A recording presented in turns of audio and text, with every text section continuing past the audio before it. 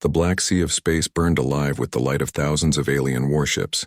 Their hulls glimmered like blades surrounding the blue sphere of Earth, their engines humming with the power of suns.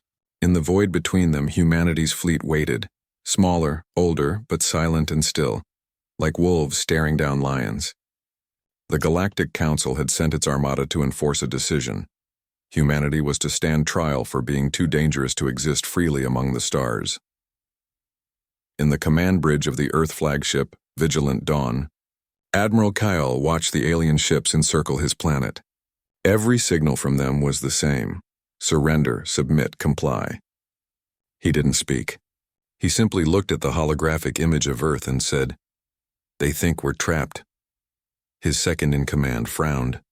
"Sir, their numbers—" Kyle raised a hand. "Numbers don't win wars. Decisions do." The Council fleet fired a single warning shot.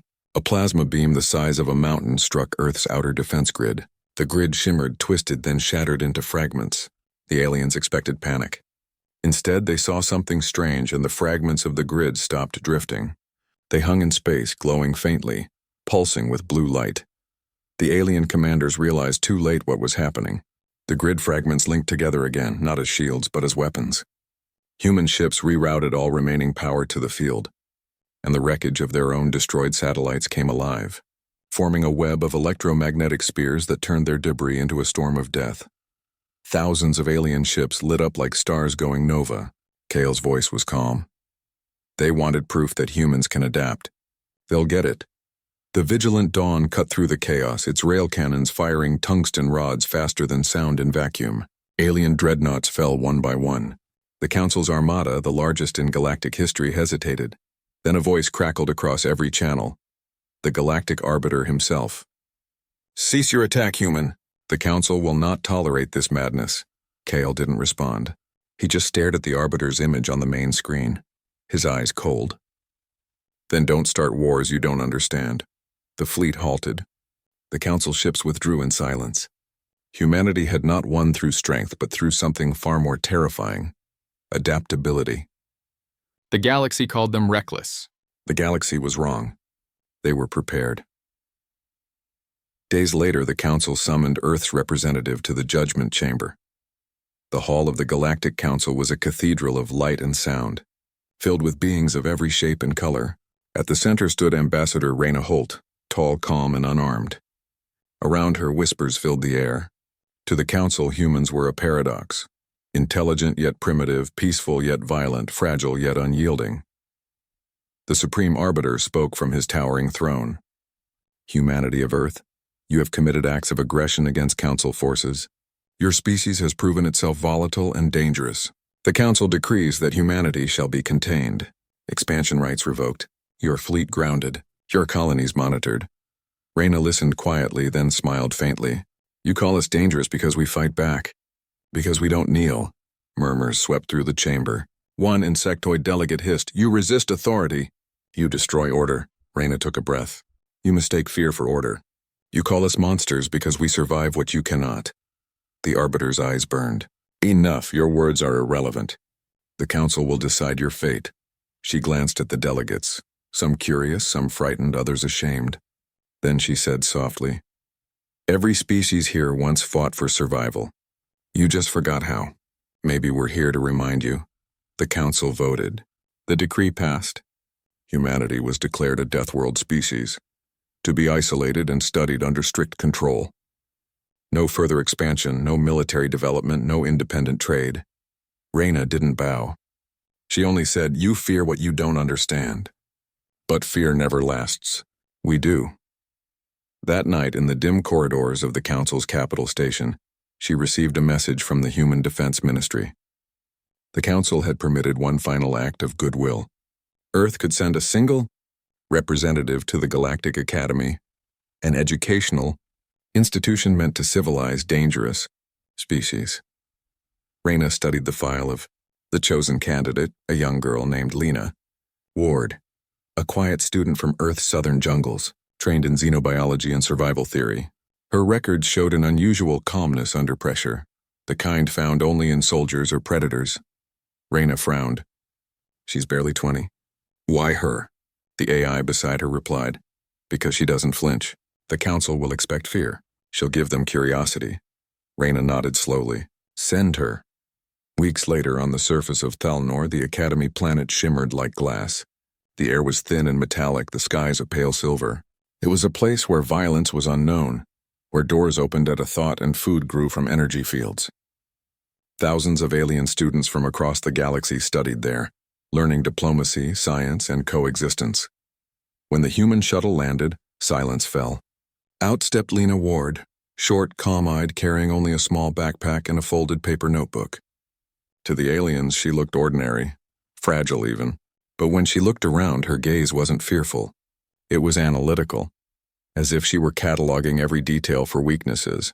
A tall alien instructor approached her, his translucent skin glowing faintly. "You are the Deathworld representative?" "Yes," she said simply. "Your planet's environment is known for hostility.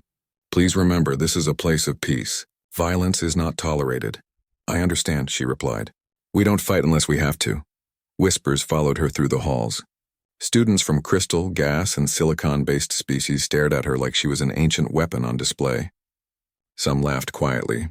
Others moved aside when she passed. In her first class, a mechanical instructor asked every student to describe how their world dealt with predators. Most spoke of harmony, of balance, of cooperation. When it was Lena's turn, she said, "We didn't have harmony. We had hunger. We learned to think faster than the things that wanted to eat us." The room went silent. Even the instructor paused, unsure if she was serious. Later that day, a small accident occurred. A gravity panel malfunctioned, sending half the classroom into zero-G chaos. Tools and data pads floated everywhere, except near Lena. Somehow, the field stabilized around her desk alone. No one could explain it. The engineers said it was coincidence. The students whispered otherwise. By the third day, 2 more incidents followed. A drone short-circuited near her and a temperature regulator exploded. Yet she remained unharmed. The Academy Council began to worry. Dean Solar, a soft-spoken elder from the crystalline races, reviewed the reports and frowned. "This human's presence is causing anomalies. Perhaps she carries hidden technology." "She doesn't," one instructor said nervously. "We scanned her twice. She's clean." Solar looked out the window at the stars. "Then it's not her tools we should fear. It's her nature." That night, Lena sat alone in the Academy garden. The air shimmered with faint blue lights, alien fireflies that sang through the plants. She watched them quietly, writing something in her notebook. A group of alien students approached, their voices sharp. "You're the reason they call humans dangerous," one sneered. "You don't belong here." Lena didn't rise. She simply said, "Maybe you're right, but I'm still here." When they tried to shove her, the ground beneath them hummed. The garden's biolights flickered, the energy field pulsing. The students froze as the plant's tendrils wrapped around their ankles, tightening just enough to hold them still, responding not to violence, but to something deeper. Lena stood, calm as ever. "You should go," she said softly. "Before the plants think you're prey." They ran. From a balcony above, Dean Solar watched her in silence. The human girl walked back to her dorm under the glowing sky, unaware, or perhaps completely aware, that every sensor in the Academy was now trained on her. The next morning, the council received a quiet message from the Academy. Incident involving human student. No casualties. Unexplained energy response. And for the first time in many years, the Galactic Arbiter found himself uneasy. He had once called Earth a threat to peace. Now, watching that report, he wondered if he had underestimated just how deep the threat went. On the Academy world of Thalnor, under the pale light of alien suns, the Deathworld girl closed her notebook and smiled. The stars above Earth burned red that night. From the moon's dark side, the alien fleet began to form. Hundreds of ships, black as oil, sliding into orbit like predators in the dark.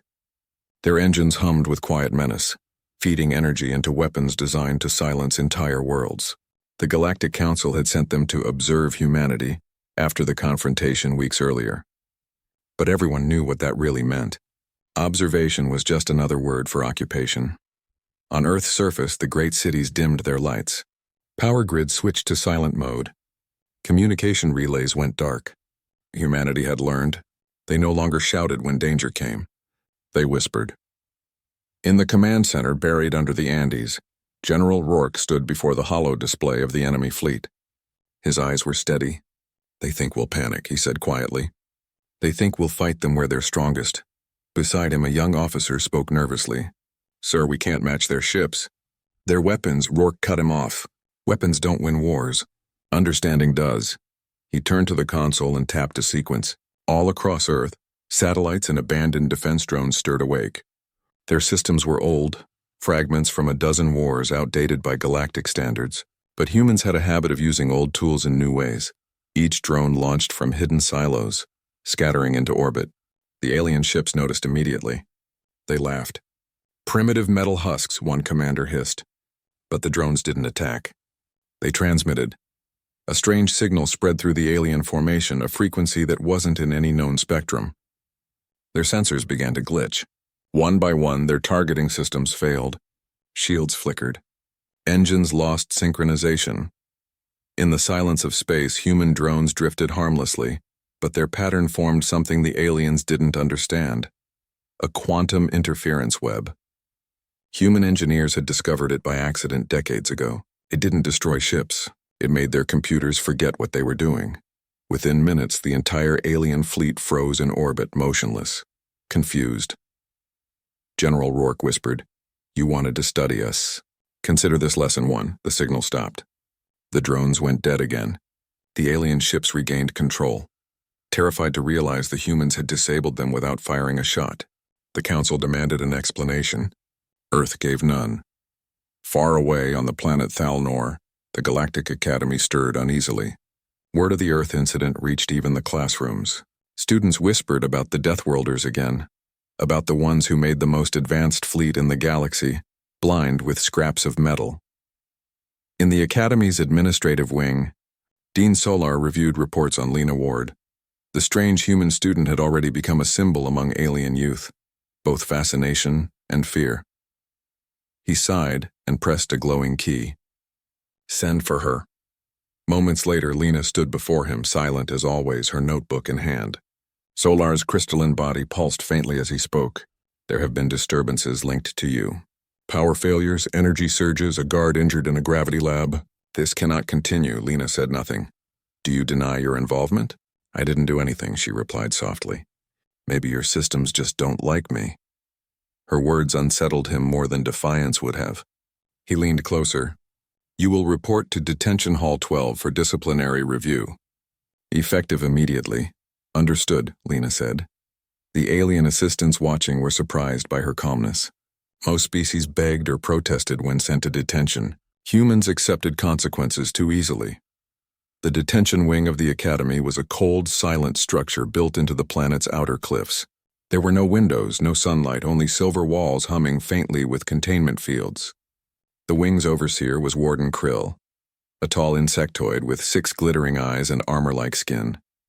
When Lena arrived, Krill looked down at her with open disdain. "So this is the Deathworlder," he said, voice clicking. "The Council should have known better than to let your kind walk free." Lena tilted her head. "You don't like humans?" "I don't like instability," Krill said. "You cause disorder. Here there is no disorder." He took her notebook and tossed it aside. "You will sit. You will be silent. You will learn obedience." She met his gaze without blinking. "I'll sit," she said. "But silence isn't something humans do well." Krill laughed harshly. "Then we'll see how long your noise lasts." He locked her in a containment room, smooth metal walls, a single light, and an observation window. The sensors recorded everything: pulse rate, motion, breath. Hours passed. Lena didn't move much. She sat quietly, eyes closed, breathing evenly. Then the power lights flickered. Krill frowned. He checked the systems. Everything was stable. But one reading on his console changed. Temperature rising slightly, pressure adjusting, air shifting in rhythm with her heartbeat. He leaned closer. "What are you doing?" Lena opened her eyes slowly, calm and steady. "Just thinking." The lights dimmed again. Krill slammed a command key. "Containment lock! Full override!" But the system didn't respond. Instead, a low hum filled the corridor, the sound of energy redistributing itself through the walls. He felt it in his legs, a vibration crawling up through the floor. Inside the room, Lena stood up. You built this place to hold chaos, she said softly. You didn't ask what happens when chaos learns to listen. Krill backed away. What did you do? Lena stepped closer to the window. Nothing. Your world's energy fields react to stress. You designed them to keep danger out. I just wondered what happens if they think danger is already inside. The containment walls pulsed once, glowing red. Then the observation feed cut out. Every monitor in the wing went dark. Guards rushed to reset the systems, but every circuit failed one by one. Lights, locks, even the emergency alarms. The silence grew heavy. The faint smell of ozone filled the air. When the power returned 3 hours later, the room was empty. The chair was overturned, her notebook gone, and the inner door, a solid energy barrier, stood open. Of Krill there was no sign. The guards searched every level of the detention wing. Not a trace. No biological residue, no torn armor, nothing. It was as if he had never existed. Dean Solar was called immediately. He examined the logs personally. The last recording before the blackout showed Lena standing in the center of the room, staring directly into the camera. She said one sentence before the feed went dead. You shouldn't have locked me in. The academy went into full lockdown. Students were confined to their dorms, teachers called emergency meetings, and council inspectors arrived within the hour. No one dared speak the word human, but it was on everyone's mind. In her dorm room, Lena sat by the window watching the alien moons rise. Her notebook lay open on the table, pages filled with simple drawings, patterns of energy, lines of motion, and strange words written in human shorthand. She looked calm, almost peaceful. When an investigator entered, she greeted him with a polite nod. We need to ask you some questions about the disappearance of Warden Krill, he said. I understand, she replied. Where were you after being detained? Here, she said. You can check the records. I came straight back, he hesitated. The logs did show her returning hours before the blackout ended. That was impossible, but the data didn't lie. She smiled slightly. Maybe your systems just get confused around humans. Later that night, Solar reviewed the security recordings again. As the last frame froze on Lena's calm face, he whispered to himself, Deathworlders, what are you really? Outside, lightning crawled silently across Thalnor's silver skies. The alien students whispered rumors through the halls, that the human girl had melted the warden into air, that she spoke to the machines, that her world taught her things that even the council feared. No one could prove any of it. But when morning came and Krill's quarters were searched, the only thing found was a single page of paper on his desk, the kind humans used on it. In neat handwriting was a single sentence. You shouldn't have tried to cage a survivor. In the black ocean of deep space, the alien armada surrounded Mars like vultures circling a dying beast. The fleet stretched from orbit to the planet's edge, their weapons glowing green and blue, humming with the power of antimatter. At the center of it all floated the flagship of the Council Enforcers, a ship so large it cast a shadow over Mars's red horizon. It was there to send a message. Earth would submit or it would burn, but Earth didn't respond. Its colonies on Mars went silent. Its fleet disappeared from sensors and its defense stations powered down. The aliens called it cowardice. They were wrong. Humanity was waiting. At the alien flagship's command bridge, a reptilian officer sneered. Their silence proves it. They're broken. Then his comms officer froze. Sir, something's wrong. We're detecting life signs on the surface. Impossible. Mars is uninhabitable without their domes. The image zoomed in. Across the dusty plains, strange lights flickered, tiny, steady patterns forming geometric shapes. Hundreds of them. A voice crackled through the fleet's open channel. It was human, calm and quiet. If you're seeing this, you're already surrounded. Suddenly, the dust storm shifted direction. Buried beneath the planet's surface, thousands of metallic signatures awakened. Human ships, camouflaged under layers of regolith, burst from the ground like arrows shot into the sky. The alien fleet reeled as the supposedly destroyed Terran forces emerged in perfect formation, firing before the enemy even processed what was happening. Invisible mines detonated across the fleet's perimeter. The humans had turned Mars into a trap, a planet-sized ambush designed months in advance. Every crater was a weapon, every satellite a disguised targeting drone. The reptilian officer shouted, "Counterfire! Crush them!" But the ships couldn't lock targets. Mars's magnetic field had been distorted by human tech. turning the battlefield into chaos. General Nadia Vance of Earth's Martian Command appeared on every alien screen, her voice low and sharp. You wanted proof of submission. Here it is. We submit to nothing.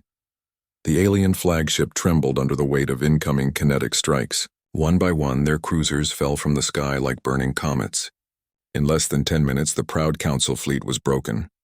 Humanity didn't outgun them. Humanity outthought them. The signal ended. Silence returned to space. But far away in the Galactic Council's core world, the shockwaves of that battle were still being felt. At the Academy on Thalnor, the whispers grew louder. Alien students had seen the news. The humans had done the impossible again. And somewhere in the quiet library of the Academy, Lena Ward was reading an ancient book when the alarms began to sound. 2 Council investigators arrived through the portal gates. Their presence froze every student in the hallways. One was a crystalline being who pulsed with light as it spoke. The other was an artificial intelligence, its body a floating frame of metal and light. They walked straight to Lena. Lena Ward of Earth, the AI said, its voice smooth but sharp. You will come with us. She closed her book, nodded once, and followed without protest. In the Council interrogation chamber, white light filled the room. The investigators circled her like hawks. The crystal being began, You were placed under disciplinary review. The warden who detained you has vanished. His quarters show signs of high-energy discharge consistent with neuroresonant feedback. Explain this. I don't know what that means, she said calmly. You do, the AI interrupted. We recorded fluctuations in your body's electromagnetic field. Human physiology should not produce such readings. I was just angry, Lena said. Humans have strong emotions. That emotion melted steel, the AI replied. She looked up. Maybe your steel is weak. The investigators exchanged a look. The AI leaned forward. Are you a weapon? No, she said softly. I'm a student, the crystal being hummed. Then why do machines react to you? Lena smiled faintly. Maybe they recognize something alive. The interrogation ended without a confession, but the Academy's fear deepened. Later that night, an alien student named Taryn, a soft-bodied aquatic being who had once tried to befriend her, found her in the empty garden. Lena, he whispered, they're saying you're dangerous, that you did something to Krill. She didn't look up. Do you believe them? I don't want to, he said honestly. But they found residue, his DNA, inside the walls. Lena turned slowly, eyes calm but unreadable. Then maybe the walls learned what happens when they cage a predator. Taryn flinched. That's not funny. I wasn't joking. The next day, investigators began scanning the detention wing again. This time they brought a psychic from the Varen Collective, one of the few species capable of reading residual consciousness from matter. He pressed his thin fingers against the wall where Krill had disappeared. The psychic shuddered. It's still here, he whispered. Fear, pain, and something else. What? Asked the AI, curiosity. Human curiosity. Back in the library, Lena continued her studies as if nothing had happened. She wasn't hiding, wasn't running, but the air around her shimmered faintly whenever she concentrated. Books floated slightly off the table before settling again. The other students avoided her entirely now. Only Taryn stayed near. Why do you act like you're not afraid? He asked one afternoon. Because I learned long ago that fear doesn't help, she said. On Earth, fear gets you killed. Calm keeps you alive, he stared at her. Your people scare the galaxy. She looked at him. Good. Maybe they'll stop underestimating us.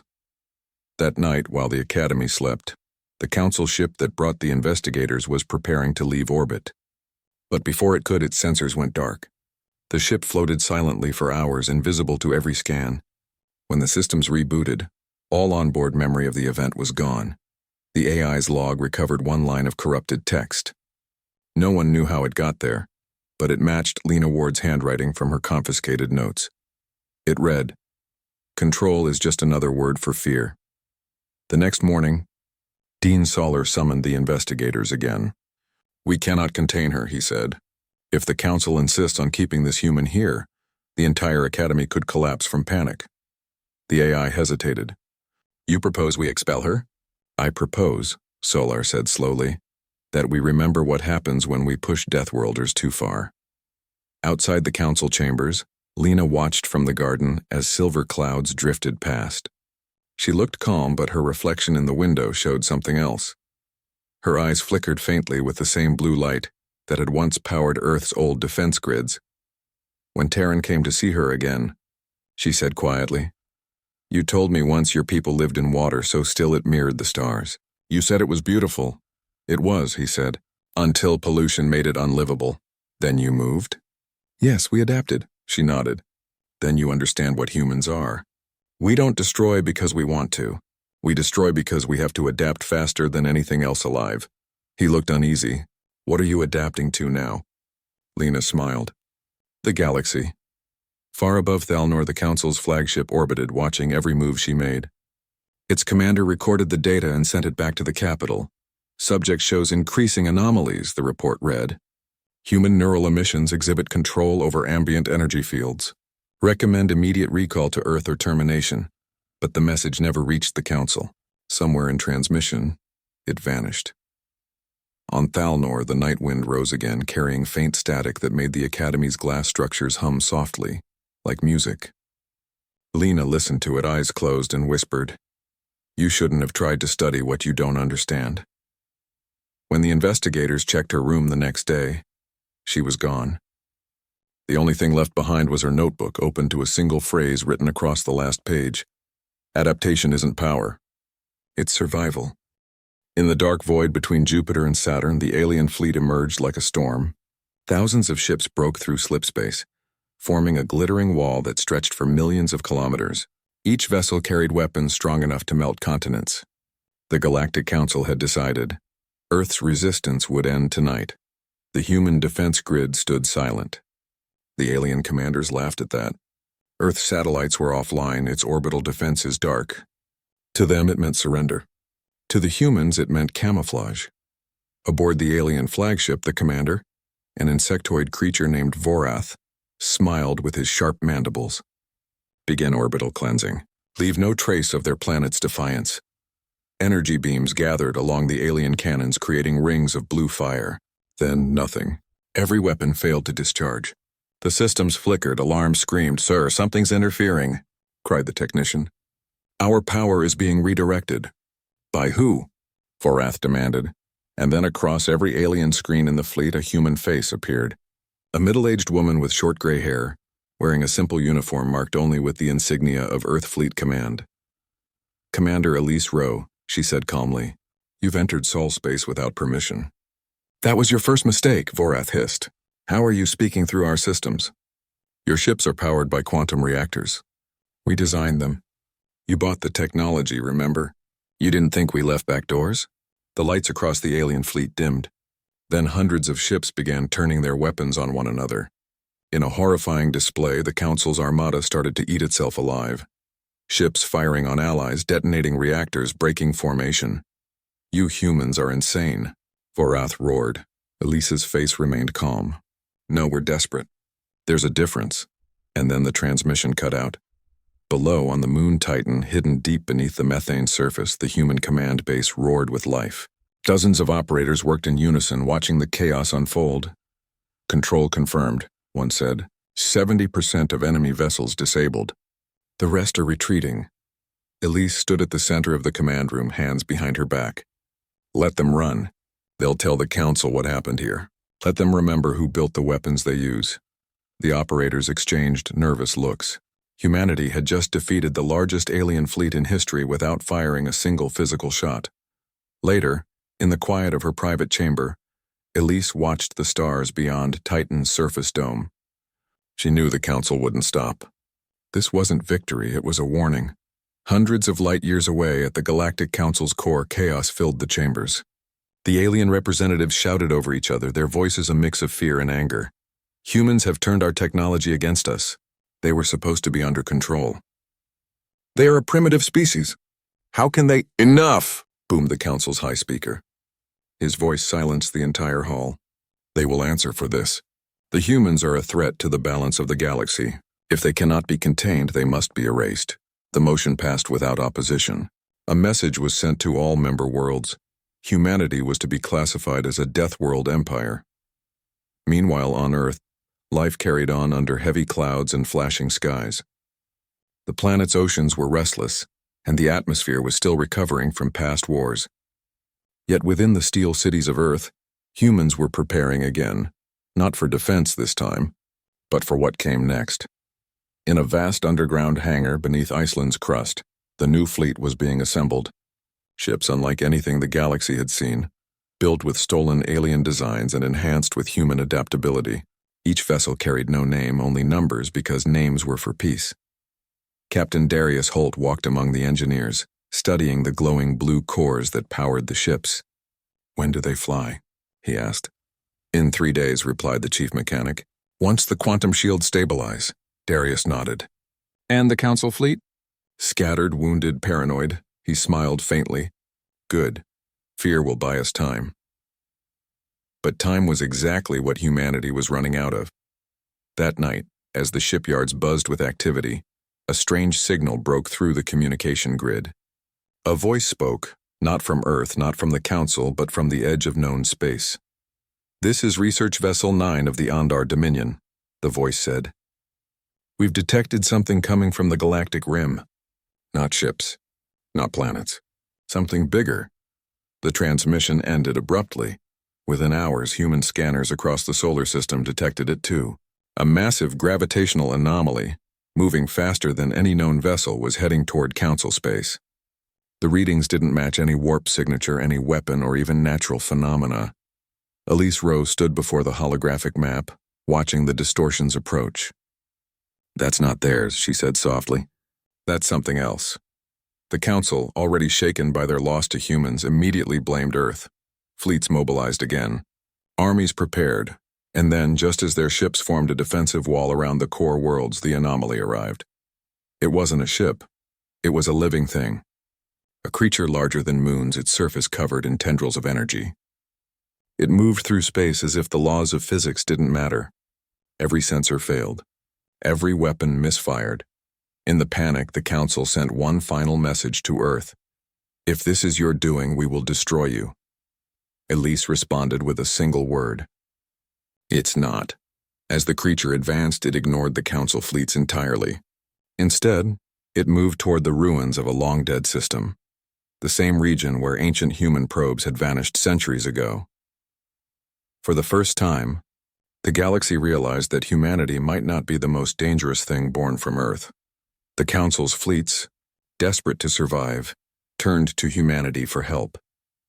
In the secret Council session, the High Speaker addressed Elise through a projection. "Your species defied our control, destroyed our armada, and now this thing comes from your sector. Tell us what it is." Elise looked directly into the camera. "You wanted to control evolution.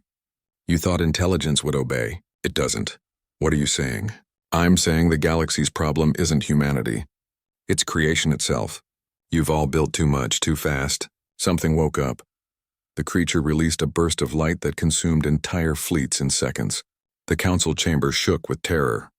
Elise stood quietly as Earth's deep space scanners went offline one by one. "You wanted gods," she whispered. "Now you've got one." The transmission ended. On Earth, the fleet prepared to launch, not to attack, but to evacuate. Humanity didn't know what the creature was or where it came from, but they knew one thing. They had survived everything else. Captain Darius gave the final order. "All ships, launch." Thousands of vessels rose from the oceans and deserts, breaking through the clouds in silence. The stars reflected on their metallic hulls as they vanished into space. Behind them, the sky shimmered faintly. The creature was coming closer now, its light visible even from Earth's surface. Elise stood on the balcony of the command tower, watching the last ships disappear into the black. "We adapt," she said to no one. "That's what we do." The creature's light reached the moon, then the Earth's orbit, wrapping the planet in ghostly blue fire. But instead of destruction, the light slowed. It pulsed once, twice, as if listening. Every human device on Earth flickered to life, screens, lights, comms, even ancient radios. A voice spoke, not in words but in meaning. "You remember us," and then the light vanished. The stars returned. The creature was gone. Silence fell over the planet. Humanity stood in that silence, wondering what had just passed them by and what it meant. In the empty black far beyond Saturn, a human probe drifted old, forgotten, its hull marked with the faded letters, Voyager 1. The same blue light shimmered across its surface. And then very slowly it turned toward Earth. The sky was not dark anymore, it was burning gold. A new light had appeared beyond Neptune, brighter than the sun itself. Every telescope on Earth was pointed toward it, but no camera could hold its image. The null sun had arrived. At first it looked peaceful, like a second dawn hanging in the cold void. Then it began to move. Planets trembled in its wake. The solar winds shifted. The gravitational field bent so hard that Jupiter's orbit twisted by a fraction of a degree. That was enough to terrify every scientist alive. In orbit, the human fleet waited in silence. Over 3,000 ships, scarred, patched, rebuilt, stood between Earth and the glowing death crawling closer. On the command bridge of the Eidolon, Admiral Marcus Hale stared at the holographic projection of the incoming object. It was beyond measure, beyond control. Range? He asked quietly. 3 hours to Mars, replied his officer. Projected time to Earth impact, 9 hours.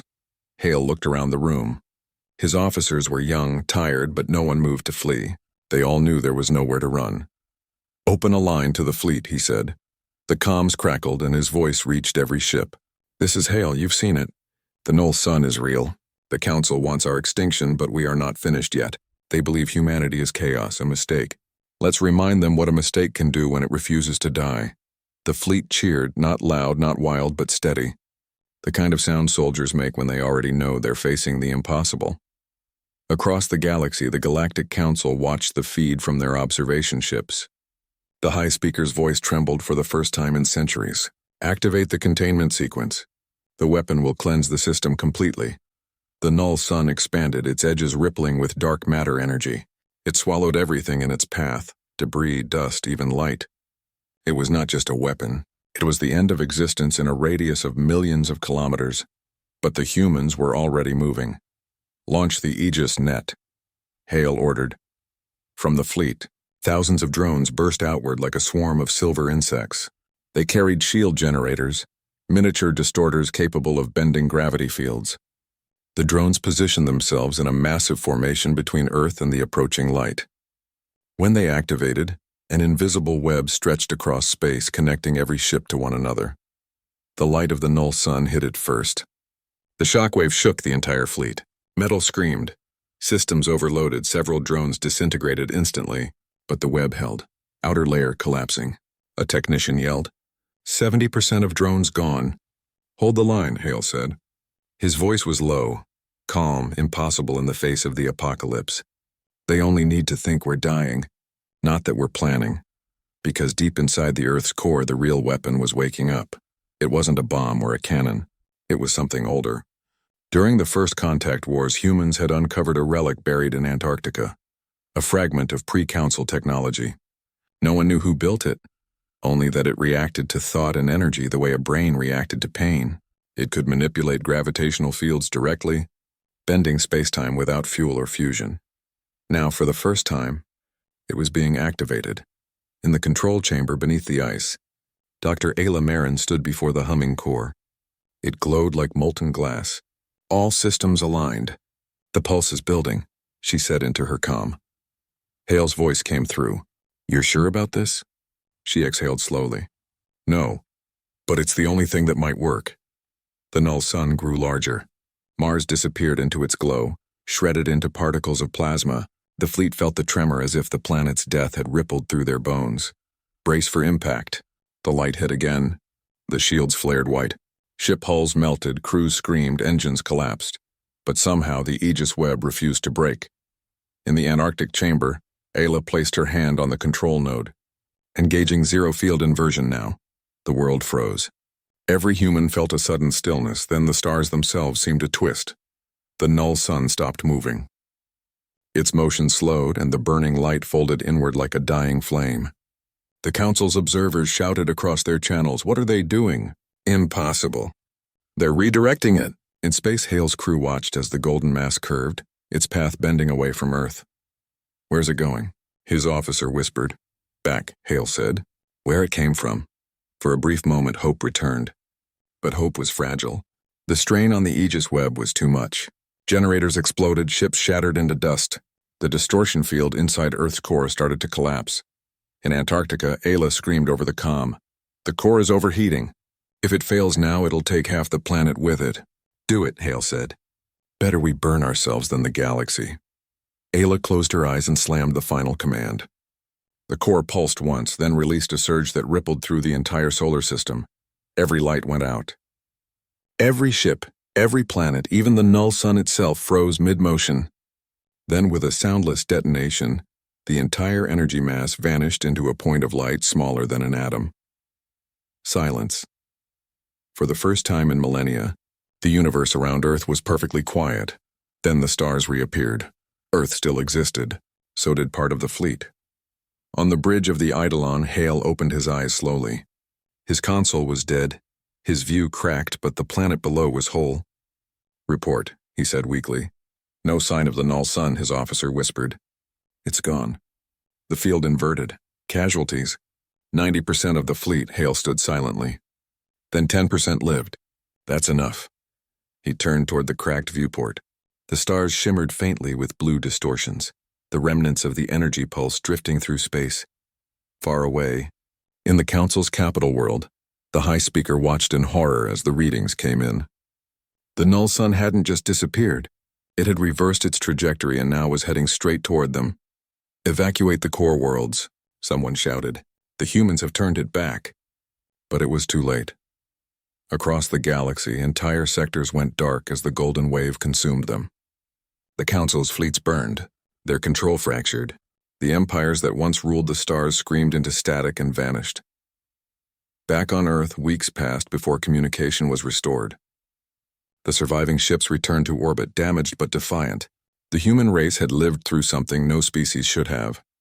In a quiet hospital ward, Dr. Ayla Marin woke to the sound of rain against a window. Hale sat beside her, exhausted but alive. "It worked," she whispered. "It did," he said, "but the galaxy's burning. The Council's gone. We don't know what's left." "Then it's a clean slate," she said softly, "for the first time in history." Outside, the night sky glowed faintly where the null sun once shone.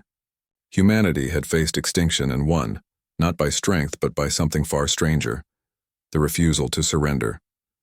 On the horizon, launch lights glimmered once more. New ships were being built. The first expeditions were already preparing to leave Earth, not to conquer, but to find who or what might have survived. Hale looked up at the stars. "They'll come again someday," he said. "Someone always does." Ayla smiled faintly. "Then they'll find us waiting." And far beyond the solar system, in the ashes of the Council's former capital, a single signal pulsed through the dark. It wasn't alien anymore. It was human, broadcasting on every frequency, carrying one message to the stars. "We are still here.